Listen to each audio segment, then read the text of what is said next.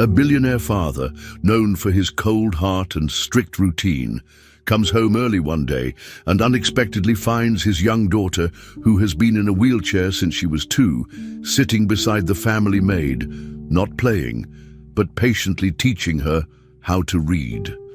What he hears next, coming from his daughter's lips, completely shatters the emotional walls he spent years building and brings him to tears in a way he never thought possible. Before we continue with this story, don't forget to subscribe to the channel and like the video. Oh, and don't forget to comment below where you're watching us from. We love to know that. Benjamin Hawthorne sat in the back of a black car, staring out the window as the city passed by in silence. He didn't speak much, and when he did, his words were short and direct. People often described him as cold, a man who didn't care about anything other than numbers, results, and efficiency. Once a cheerful husband and a loving father, Benjamin had changed after the tragic death of his wife. Her sudden passing left a deep mark on him, and instead of dealing with the pain, he buried himself in work. He became one of the richest tech billionaires in the world, but that success came at a cost. He rarely smiled anymore. Conversations were always about business. His once warm home became as silent as a boardroom. He avoided emotions, thinking they were distractions. Even with his daughter Emily, his only family left, Benjamin kept his distance and treated everything like a task to manage. Their house was massive, filled with the best furniture, top-of-the-line technology, and a staff ready to take care of everything. But the space felt empty. Every room was clean, quiet, and cold. Benjamin spent most of his time in his office, surrounded by screens and reports. He had strict routines: wake up at 5 a.m., exercise, eat the same breakfast, and then work until late at night. Everything had a purpose.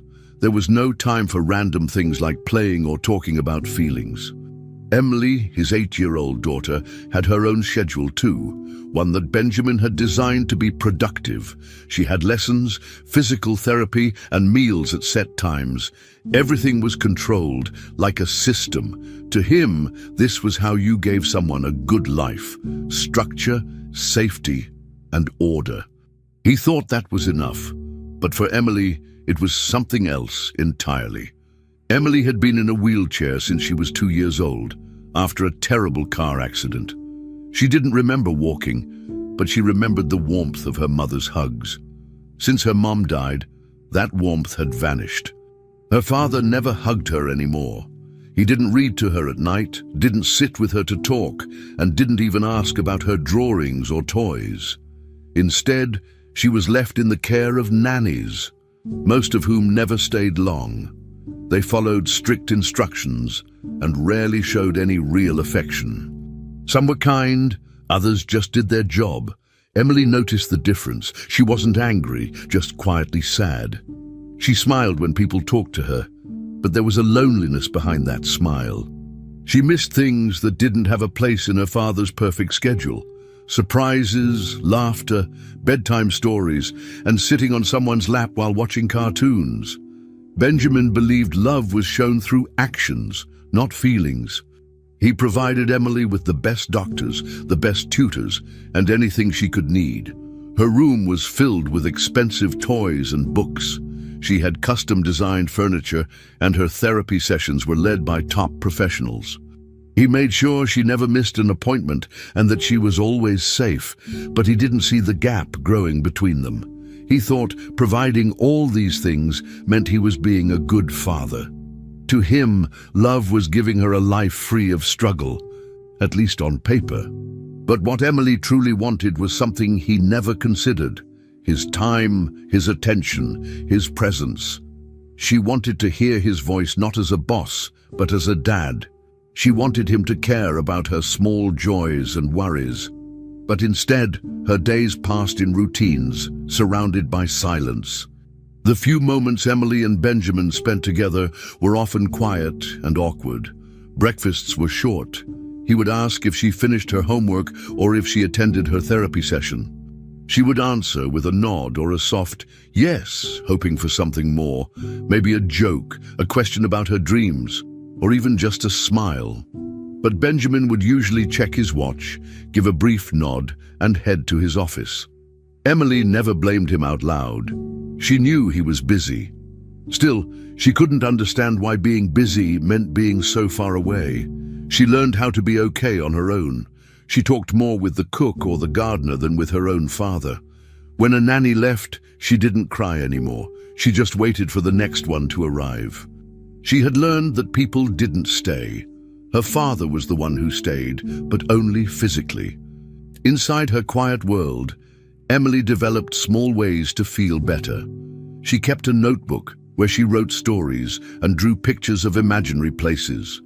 In those places, dads came home early and told stories before bed. In those places, people didn't leave without saying goodbye. She didn't tell anyone about her notebook. It was her private place, where emotions were allowed. She also watched cartoons on her tablet with the volume low, pretending she was in a room full of laughter. Sometimes, the house felt like a museum, clean, beautiful, but not made for living. The walls didn't echo with voices. The air felt still. She often stared at the door of her father's office, hoping it would open. Sometimes it did, but only for a second. And when it did, all she got was a quick, "How are you?" before it closed again. She always answered, "I'm fine." He thought everything was under control. His daughter had everything she needed. He was providing. That was love, right? He didn't understand why some nannies quit without notice. He didn't realize how much Emily needed him, not as a provider, but as a parent. He avoided thinking about the past. The pain of losing his wife was still there, so he built a life with no space for feelings. He thought that by avoiding emotions, he could protect himself and Emily. But he was wrong. Every time he passed her room without stopping, every time he ignored her quiet smiles, he added to the distance between them. It was a distance he didn't see, but Emily felt it every day. She carried that feeling like a quiet weight, a loneliness she didn't know how to explain. All she knew was that something was missing. Clarice Johnson was 32 years old when she walked through the large front doors of the Hawthorne mansion. She came carrying a simple bag, dressed in second-hand clothes, and holding a folder with her job assignment inside. Her hands were rough, her back already sore from years of cleaning, but she stood tall and polite. Clarice had worked in many homes before, but this mansion was unlike anything she had seen. The floor was so shiny it looked like glass. The ceilings were high, the furniture was perfect, and everything smelled like lemon polish. She had come to work as a maid, and she was ready. Her life had not been easy. Born in the south of the country, she left school when she was only 12 years old. Her father had passed away early, and her mother had become dependent on alcohol. Clarice was the oldest child, so she had to earn money to take care of her younger siblings. By the time she was 15, Clarice was already working full-time cleaning houses. She had learned to be quiet, respectful, and fast. She never caused trouble. Even though she never returned to school, she always tried to understand signs, forms, and labels. Over time, she picked up a few words and could recognize basic things like bathroom or exit, but she never learned how to read properly. It was something that made her feel ashamed. She avoided situations where reading was needed and memorized the shape of words when she could. She never told anyone. It was her secret. Still, Clarice didn't let that hold her back. She showed up on time. She worked hard. She treated people with kindness even when they didn't do the same in return. Her hands were dry and cracked from scrubbing floors, but her voice was always soft and her smile genuine. She had learned how to survive, even when life was hard. Clarice lived in a small room she rented in a crowded building. It had just enough space for her bed, a wardrobe, and a small fan that barely worked. Her neighbors were noisy and the walls were thin. She shared a bathroom with 2 other families. Each day, she woke up before sunrise, took one bus to the city center, and then another to the mansion. It took almost 2 hours. She didn't complain. She used that time to think, to rest her eyes, or to watch the world outside the window. Her life didn't leave space for dreams, not big ones at least. She had never imagined anything fancy for herself. She just wanted to keep her job, stay healthy, and maybe one day help her youngest brother finish school. That was enough for her. She didn't need much. She believed that being useful was the best thing she could offer, and that belief gave her strength. On her first day at the mansion, Clarice was welcomed by the head housekeeper, who quickly showed her where to clean, what products to use, and where her uniform was kept. She didn't ask questions. She listened carefully and started working right away. Everything was silent in the house, almost like a library. Clarice found it strange. There was no music, no talking, just the sound of footsteps and the occasional beep from machines. While she was cleaning one of the large hallways, she saw a little girl in a wheelchair coming from the opposite direction. The girl had light brown hair, a serious face, and was holding a stuffed bear in her lap. Clarice stopped and smiled. The girl looked at her for a moment and gave a small smile back. That was the beginning. It wasn't much, but it felt like a connection. Clarice didn't know it then, but that girl would change everything. Emily had seen many faces in the mansion, nannies, maids, drivers, but most of them didn't stay long or didn't pay much attention to her. Clarice was different. She didn't talk to her like a patient or a project. She didn't use a sweet baby voice. She just talked to her like a normal person. Emily liked that.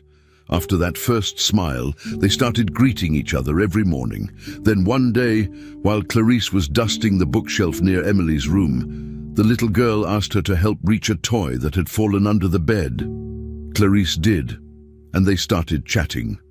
Emily liked telling stories, and Clarice loved listening. They became closer each day, even though Clarice was always busy. Sometimes she would stay an extra 5 minutes in Emily's room just to hear about her drawings or her dreams. It wasn't part of her job, but she didn't mind. It made her feel important in a different way. The bond between Clarice and Emily grew stronger with time. Emily didn't care that Clarice had calloused hands or wore the same shoes every day. What mattered to her was how Clarice made her feel, seen, heard, and understood. For Clarice, Emily was a light in a house full of silence. She began to look forward to those little moments during the day when their paths crossed. The mansion was still quiet, and Benjamin Hawthorne was still distant and cold. But something had shifted. Emily had someone now, someone who didn't see her as a task. Clarice didn't say much, but her presence said a lot. She always made sure Emily was comfortable, even if it wasn't written in her job description. They weren't family, but they had found something rare in each other, real attention and kindness. On that first day, as Clarice looked at Emily and saw her smile again, she knew this job would be different. Emily and Clarice had a connection that grew without effort. It didn't start with a big moment or some emotional conversation. It began with small things, a shared smile, a question, a laugh over something silly. Unlike other adults, Clarice didn't treat Emily like someone who needed to be protected all the time. She didn't speak slowly, and she didn't look at her with sadness. She talked to her like she would talk to anyone else. When she helped Emily move from her chair to the bed, she did it carefully, but without making it feel like a big deal. When Emily dropped something, Clarice let her try to pick it up before stepping in. This kind of respect was rare in Emily's world. She noticed it right away. There was something about Clarice, maybe it was her smile, or the way she always listened without interrupting, that made Emily feel safe and happy. Their friendship became part of their daily routine. When Clarice was cleaning, Emily would often follow her around. They made simple things fun. If Clarice was folding towels, Emily would pretend they were building castles. If Clarice was washing windows, Emily made up stories about invisible animals leaving nose prints on the glass. They used sponges like puppets and played games with them. Clarice didn't need toys to entertain Emily. She used whatever was nearby. Emily's imagination did the rest. Clarice never said no unless she had to, and even then, she explained things in a way that didn't hurt. Emily didn't feel like a burden. She felt like a friend. The wheelchair was never something they talked about much. It was just part of Emily's life. Clarice never stared at it or mentioned it like it was a problem. When they went to the garden, she pushed it like it was the most normal thing in the world.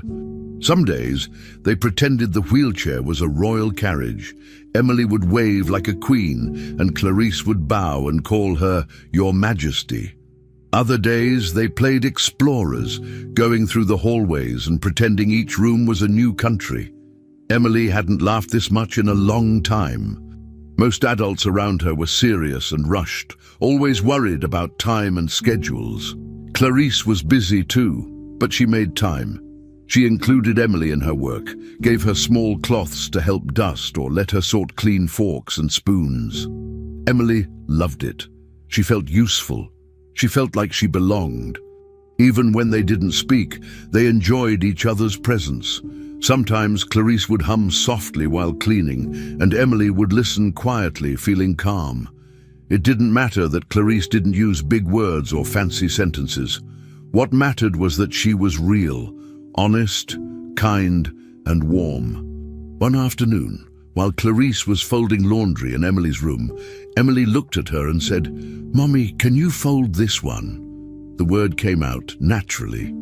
Clarice froze for a second, not sure what to say. She looked at Emily, who didn't even notice the slip. To the girl, Mommy wasn't a mistake. It was a name that felt right. Clarice smiled softly and took the towel from her hands.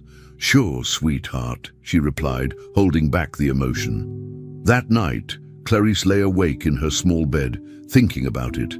She hadn't heard someone call her that in years, and never from a child of her own. It wasn't that Emily thought she was her real mother. It wasn't confusion. It was affection. It was the kind of word a child says when they feel truly close to someone. Clarice knew this wasn't part of her job, but her heart had made space for that little girl anyway. From that day forward, Emily sometimes used the word mommy when she was excited or tired. She didn't do it to replace her real mom. It was just her way of showing how much she cared. Clarice never corrected her. She understood what it meant. It didn't change how they acted, but it deepened something between them. Clarice became more protective. She noticed when Emily seemed sad or tired. She made her laugh more on those days.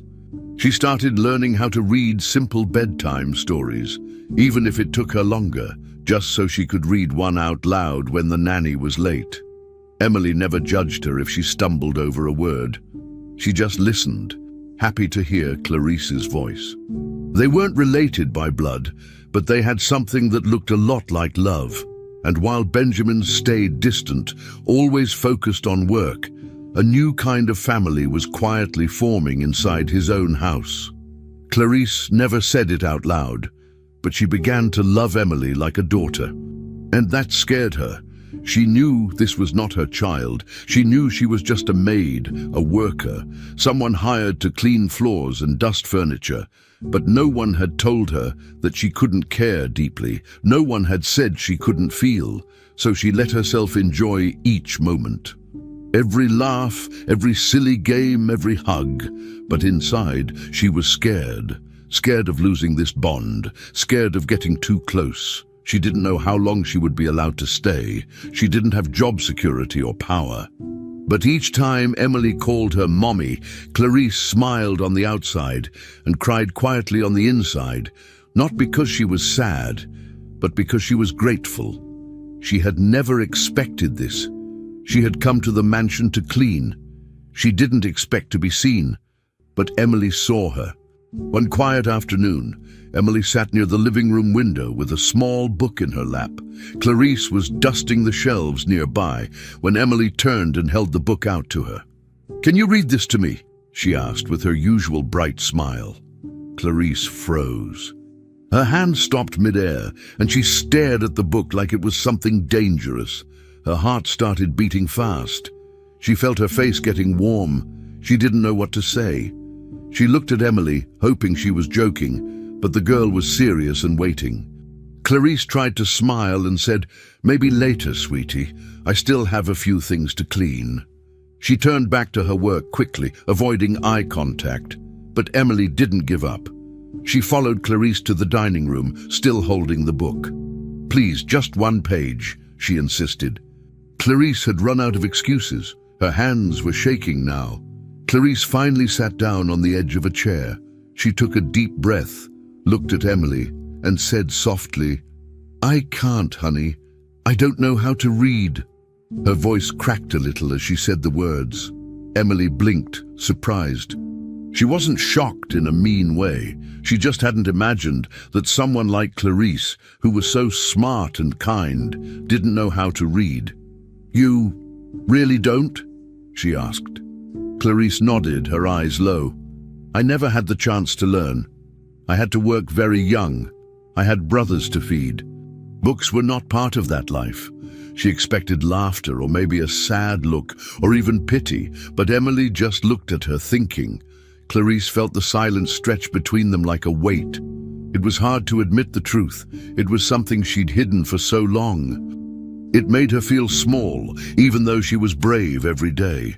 Emily got up from the rug and walked slowly to the little blackboard on her bedroom wall. It was where she practiced her handwriting sometimes. She picked up a piece of chalk and wrote the word apple. Then she turned to Clarice and said, "I can teach you, like how you taught me to make cake." Clarice was speechless. She looked at the word on the board and then at Emily. Her heart felt like it had been hit, not in a painful way, but in a way that was so tender it hurt a little. This little girl, who had every reason to feel sorry for herself, was offering her something most adults never had: kindness without judgment. Clarice tried to smile, but her lips trembled. She turned her face for a second and wiped her cheek. She didn't want Emily to see her cry, but Emily had already seen it, and she said nothing. She just stood there, waiting. Clarice walked slowly over to the blackboard and sat on a small stool next to Emily. She looked at the chalk word again, focusing on the letters. L-E, she asked carefully, unsure if she got it right. Emily nodded excitedly and said, "Yes, that's right." Clarice smiled for real this time, not the fake smile she used when she was embarrassed, but a true one. Emily was already grabbing a new color of chalk to write another word. "This one's easy too," she said. They stayed like that for the next 20 minutes. Emily wrote one word at a time, and Clarice tried to sound them out. She got a few wrong, and they both laughed. It wasn't a school lesson. It was just two people who cared about each other, sharing something new.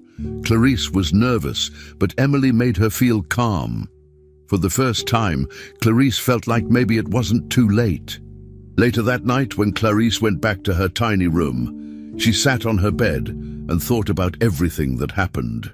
She looked at her own hands, rough and tired from years of work, and realized they had never held a book to read for fun. She had spent so long pretending, hiding, avoiding anything that needed reading. And now a child had offered to help her, a child in a wheelchair who had lost her mother. Clarice felt tears coming again, but this time she didn't fight them. She let them come, not from shame, but from something else, hope, real hope. Emily didn't see her as someone broken or lacking. She saw her as someone worth helping. That changed something inside Clarice. She thought she had come to this house just to clean floors and fold clothes. But now she was learning to open her heart too, and maybe her mind. Over the next few days, their lessons continued, just a few words at a time. Clarice started to recognize signs around the house: kitchen, laundry, exit. She even tried to read the labels on the cleaning bottles more carefully. Emily celebrated every small win like it was a big deal. "You're really good at this," she would say, and Clarice believed her.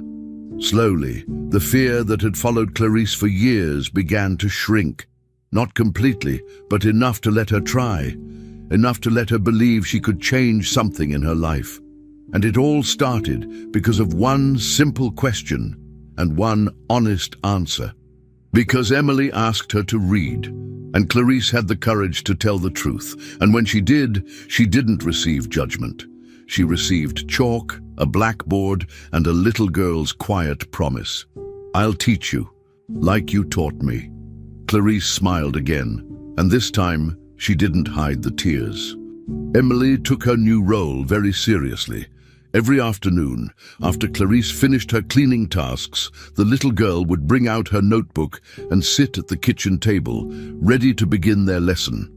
She would carefully write down simple words like sun, chair, and water, then show them to Clarice with a big smile. "Can you say this one?" she would ask, pointing to the word and then to the real object nearby. If Clarice got it right, Emily clapped and cheered. If she didn't, they just tried again. Emily was never impatient. She explained things in her own way, using drawings or hand gestures to help. Sometimes she would cut out pictures from old magazines the staff brought her and match them with the right words. It wasn't a perfect system, but it worked. Clarice looked forward to those lessons every day, even when she was tired. For the first time, she felt excited to learn. At first, Clarice felt strange being taught by a child. She was an adult, after all, and adults were supposed to know more. But Emily never made her feel small. She treated her like a student, not like someone broken or behind.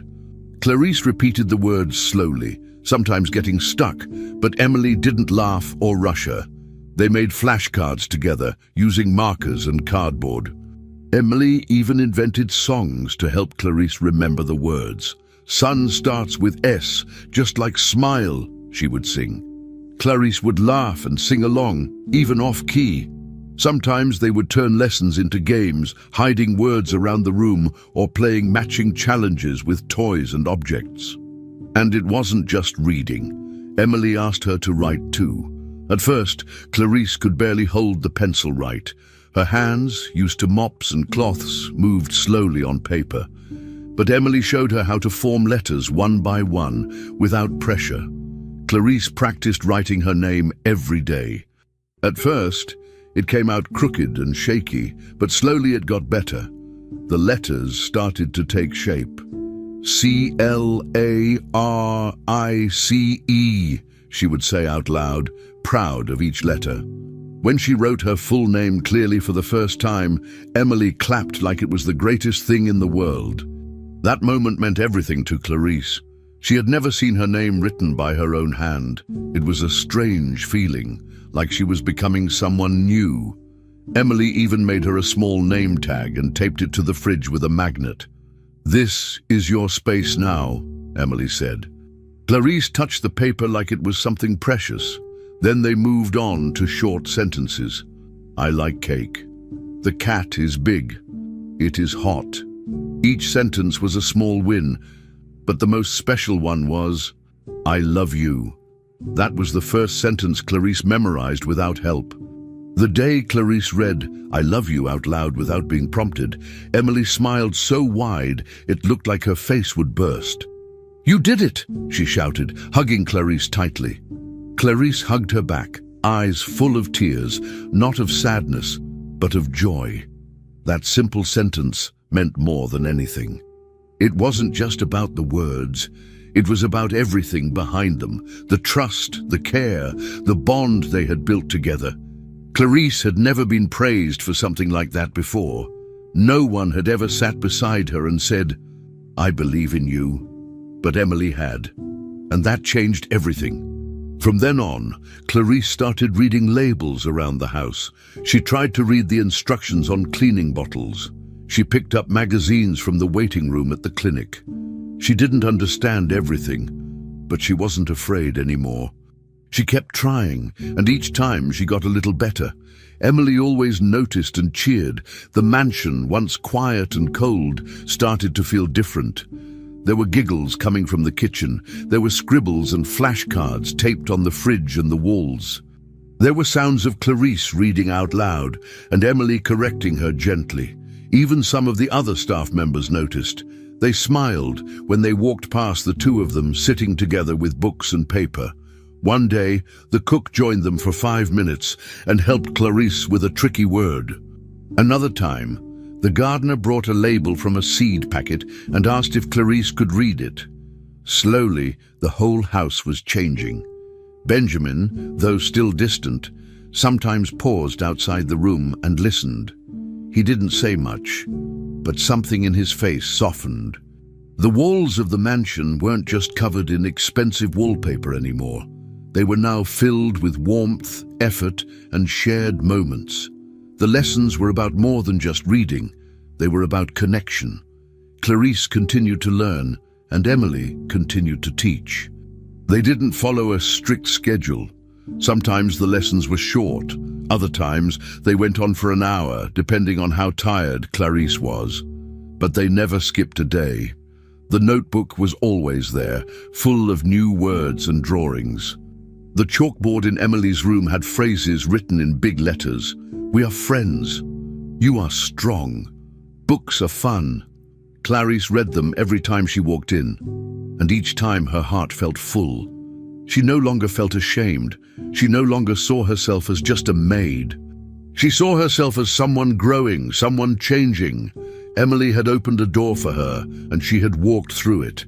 It didn't matter who taught who.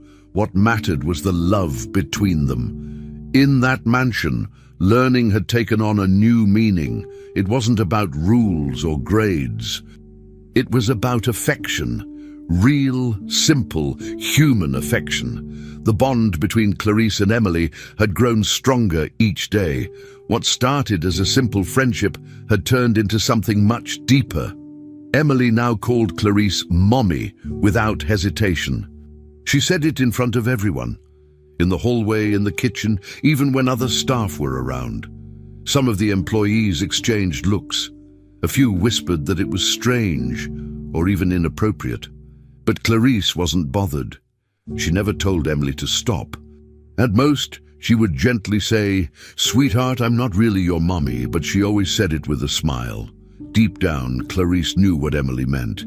It wasn't confusion. It wasn't pretending. Emily felt safe, seen, and loved. That name came from the heart. It was a way of saying, "You take care of me, you're here for me." And that was true. Clarice gave Emily something she had been missing for a long time, constant affection and quiet presence. One afternoon, while Clarice was wiping down the counter, Emily rolled into the room with a piece of chalk in her hand. She didn't say anything at first. She just went to the little blackboard near the fridge and started writing slowly, carefully. Then she moved out of the way and pointed. "Read it," she said. Clarice walked over, squinted her eyes, and read the words one at a time. "You're my heart, not my maid." She stumbled a little, but she got through it. Her chest tightened as she looked at the sentence again. She didn't know what to say. It wasn't just a phrase. It was something powerful. She turned to Emily, who was smiling but also watching her carefully, waiting for a reaction. Clarice bent down, hugged her gently, and whispered, "I love you too, baby." She couldn't find better words. That sentence on the board said everything they both felt. Their daily routine stayed the same, but the meaning behind it grew deeper. Every reading lesson, every game, every laugh meant more now. It wasn't just about learning letters or words, it was about showing up for each other.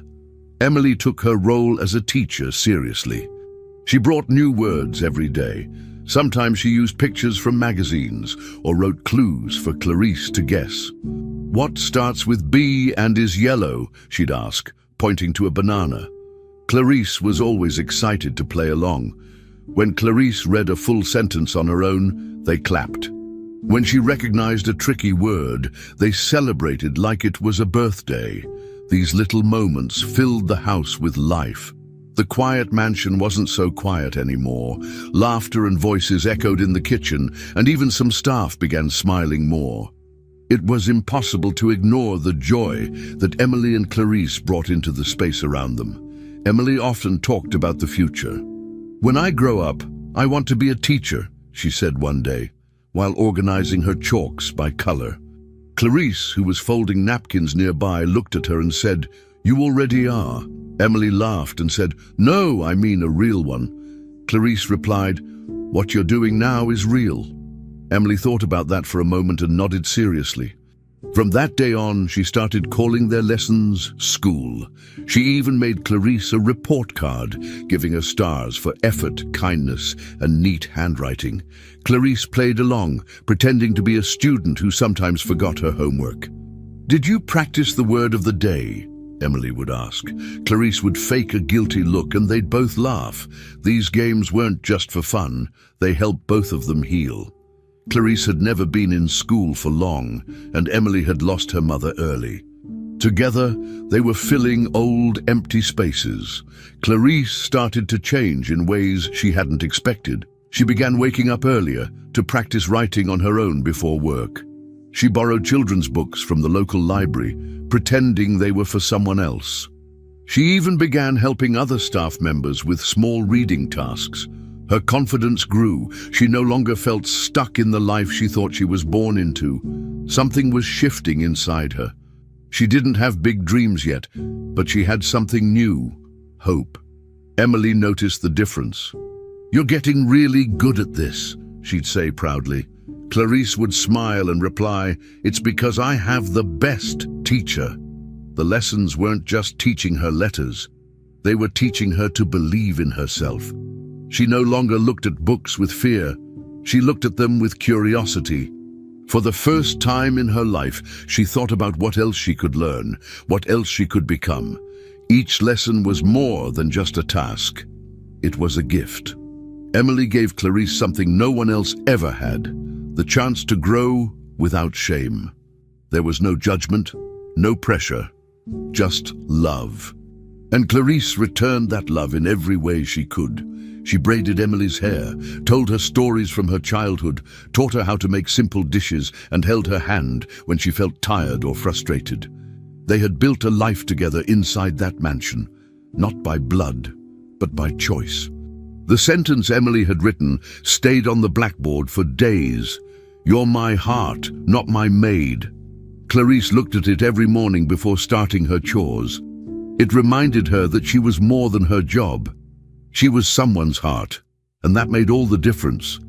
The girl who had once felt alone and the woman who had once felt invisible had found each other, and they both felt whole. Benjamin arrived home earlier than usual. It was not planned. A meeting had been cancelled, and he decided to return to the mansion rather than wait at the office. As he walked through the long hallway, he expected the usual silence, the usual emptiness, but as he placed his keys on the hallway table, something unexpected happened. He heard laughter, real laughter, high-pitched, joyful, warm. It didn't match the usual quiet tone of the house. Curious and a little confused, he followed the sound. As he got closer to the living room, the voices became clearer. He heard Emily giggling, followed by the soft, encouraging voice of Clarice.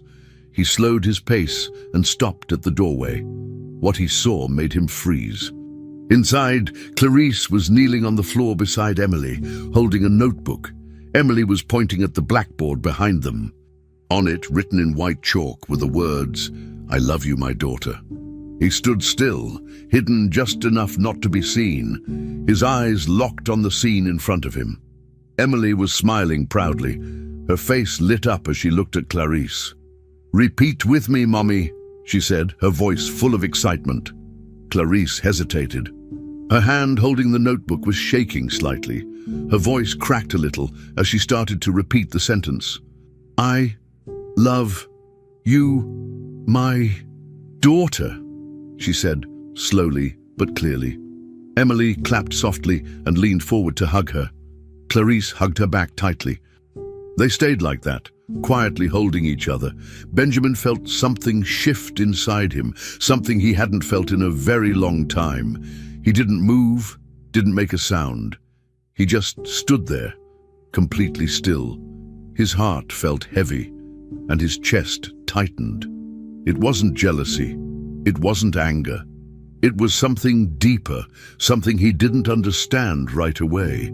He watched his daughter, his only child, calling someone else mommy with joy and love.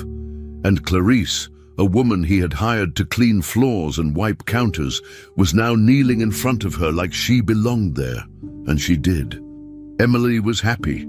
She was engaged, laughing, learning, hugging. For so long, Benjamin had believed that money, structure, and safety were enough, that by providing for Emily, he was being a good father. But in that moment, watching her call another woman mommy, he realized something painful. He had never told his daughter those words. He had never said, "I love you," not once, not even after her accident, not even on her birthdays, not in the quiet nights when she cried and he chose to stay in his office. He had been close in distance, but far in every other way. And now she had found love somewhere else, and she deserved it. Benjamin's throat tightened. A lump formed that he couldn't swallow. His arms felt heavy at his sides. For a moment, he wanted to turn around and walk away, pretend he had never seen anything, but his legs wouldn't move. His mind was spinning. Why had he avoided feeling anything for so long? Why had he chosen coldness over comfort, silence over connection? Watching Clarice and Emily together, two people who had no blood relation, made everything clear. What they had built was real. It was based on kindness, presence, and honesty. Things Benjamin had been too afraid to give. He had seen his daughter smile before, but not like this. This was a different smile, a free one, a safe one. He felt like a stranger in his own house, a rich man with nothing meaningful to show for it. The wall he had built around himself was cracking, and he didn't know how to stop it. Then something happened that Benjamin couldn't explain. His eyes started to fill with tears. Not the kind that come from physical pain or stress. These were deep, slow tears that he didn't even notice at first. He blinked quickly, trying to stop them, but they kept coming. He brought a hand to his face, surprised by the wetness on his skin. He hadn't cried in years, not at his wife's funeral, not during Emily's surgery, not during long nights alone in his office. But now, standing in the hallway, watching two people love each other openly and honestly, he broke. It wasn't loud. He didn't sob or fall to his knees, but he cried. Quiet, helpless tears. It felt like something old inside him was finally waking up. Like all the emotion he had pushed down was rising to the surface. He didn't understand it completely. All he knew was that he couldn't look away. Benjamin stayed at the doorway for several minutes. He didn't interrupt. He didn't speak. He just watched as Emily showed Clarice another word, laughed when she mispronounced it, and then hugged her again. Every small moment between them felt big. Every word carried weight. Clarice wasn't trying to replace anyone. She was just being there, truly being there, in a way Benjamin hadn't. For the first time, he saw his daughter not just as someone he was responsible for, but as a person with feelings, needs, and deep love to give. And she had given that love to Clarice. Not because she had to, but because she wanted to. That love wasn't forced. It had grown naturally. That simple sentence on the board, "I love you, my daughter," held more power than any business deal he had ever signed. As he wiped his face and quietly stepped away, one thought echoed in his mind. Something had to change. In the days that followed, Benjamin began to notice things he had never paid attention to before. He didn't just walk through the house blindly anymore. Instead, he observed, really observed. He saw how Emily lit up when Clarice entered the room. Her smile was bigger, her laughter louder, her energy brighter. He started noticing the small blackboard in the kitchen, now filled with new words each day, some written neatly by Emily, others a little shaky, but clearly written by Clarice. He realized they were practicing together. He also noticed Clarice, moving slowly past signs around the house, whispering the words under her breath, repeating syllables, stopping to sound out tricky letters. It was real. She was learning, and not just memorizing. Emily had become her teacher, and it was working. Benjamin stood back and watched this unfold quietly, not ready to join in yet, but feeling the shift inside him. It was impossible to ignore. He found himself remembering things he hadn't thought about in years. His own childhood came back in pieces, cold dinners, quiet car rides, and report cards that were more important than hugs.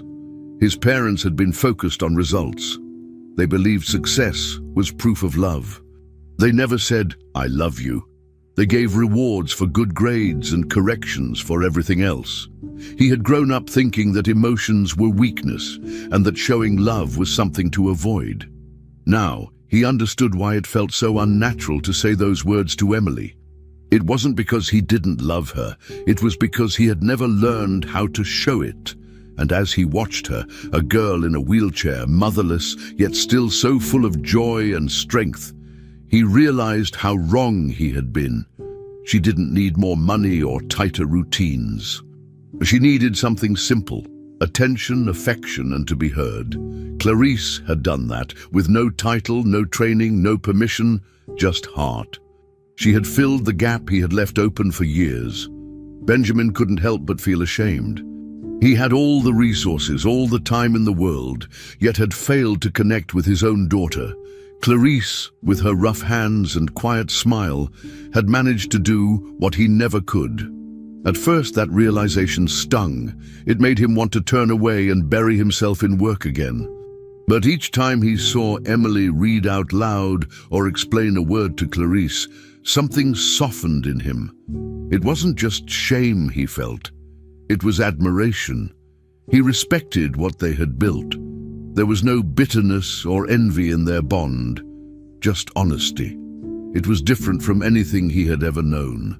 It made him wonder if maybe, just maybe, he could try something different too, if he could learn just like Clarice.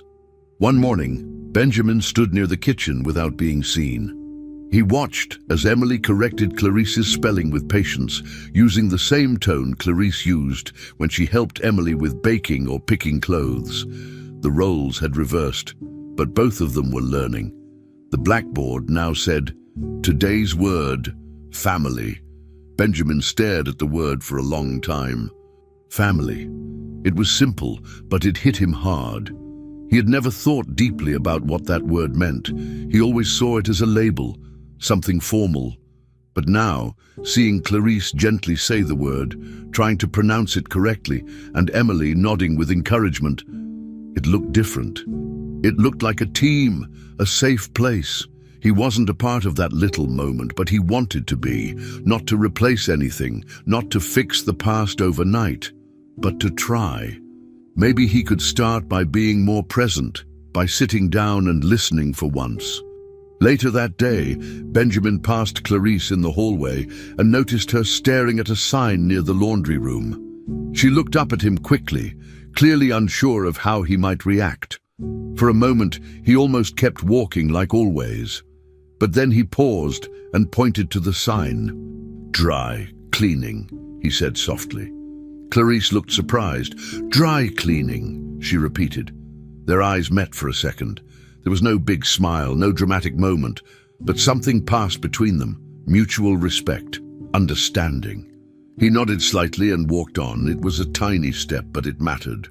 It was the first time he had acknowledged her beyond her duties, and for him, it was the first time he felt like he was starting to tear down the walls he had built. Each interaction after that became a little easier. A comment during breakfast, a short compliment when he saw the board filled with new words. It was a beginning. Benjamin still didn't know exactly how to fix everything. He had missed years, and the guilt wasn't going away overnight. But he now felt something he hadn't allowed himself to feel in a long time. Hope. He admired Emily more than ever, not because she was strong, but because she was kind. She had changed someone's life using nothing but love and patience.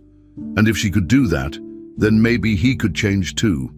He didn't know where to start, but he knew what not to do anymore. He couldn't go back to ignoring the most important person in his life. He couldn't keep using work as a shield.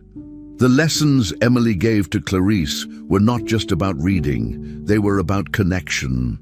And now he wanted to learn from both of them, slowly, quietly, with care.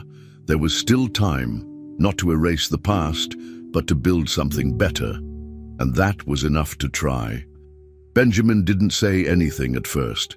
After witnessing the scene between Emily and Clarice, something had shifted inside him, but he didn't know how to express it. So instead of talking, he began changing his actions in small ways. He started coming home for lunch instead of eating at his office.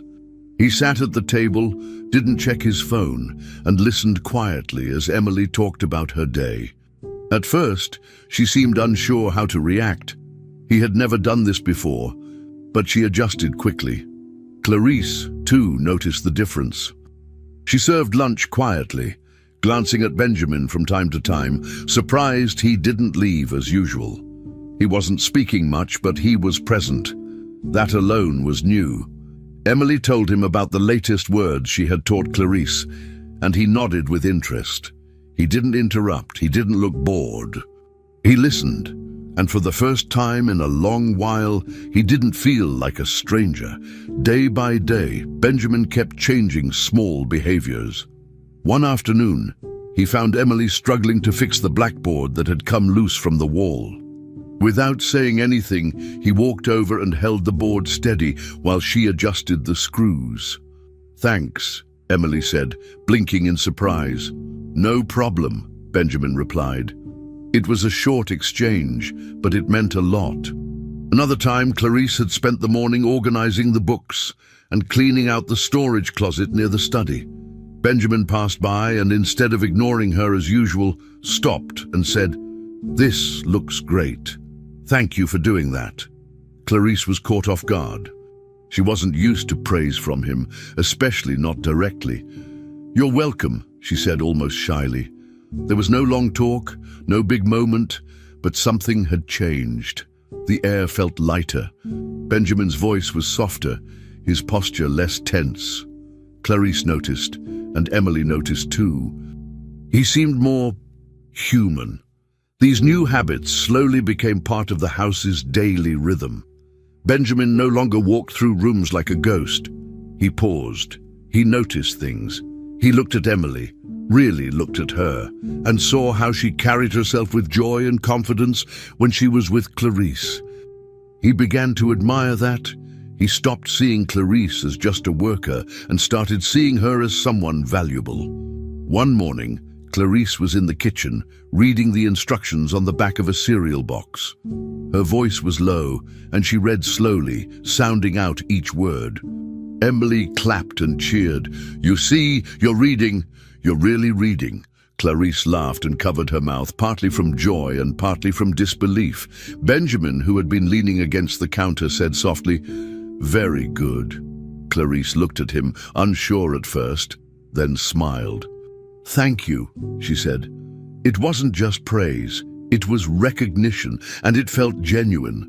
What was once a distant trio, boss, maid, and child, was becoming something new.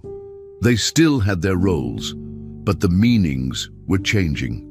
Benjamin wasn't just the man behind the locked office door anymore. He was trying, in his own way, to be a father. Clarice wasn't just cleaning floors or folding towels. She was learning, growing, and sharing.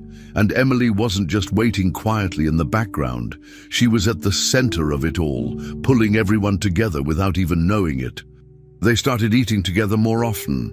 They shared little jokes. Emily even convinced Clarice and Benjamin to play a short board game one evening after dinner. It was awkward at first, but it ended in laughter when Benjamin accidentally knocked over the game pieces and blamed it on Clarice. She laughed so hard she had to sit down. It was messy, imperfect, but real. They were starting to feel like something close to a family. There was still silence sometimes, but not the cold kind. It was the comfortable kind. the silence that happens when people are at ease with each other. Benjamin continued to observe more than he spoke, but now his presence was warm, not distant. He noticed how Clarice handled Emily's routines with care. He saw how Emily praised Clarice's reading progress, even over the smallest words. He also saw how Clarice began to look more confident, walking with her head up, holding books without hiding them, and even making small jokes at the table. There was a shared effort between the three of them, even if no one said it out loud. Everyone was trying in their own way.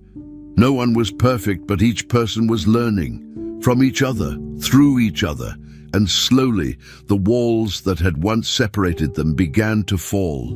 Not through speeches or grand moments, but through quiet, repeated acts of care. Benjamin now understood something that had escaped him his whole life. Love didn't always come with big declarations. Sometimes it came in the form of sitting down for lunch, holding a blackboard, or simply saying "very good" at the right moment. He began to see how powerful small actions could be. He also saw how much he had missed by hiding behind work and structure. Emily had never asked him to change. She never demanded love or attention.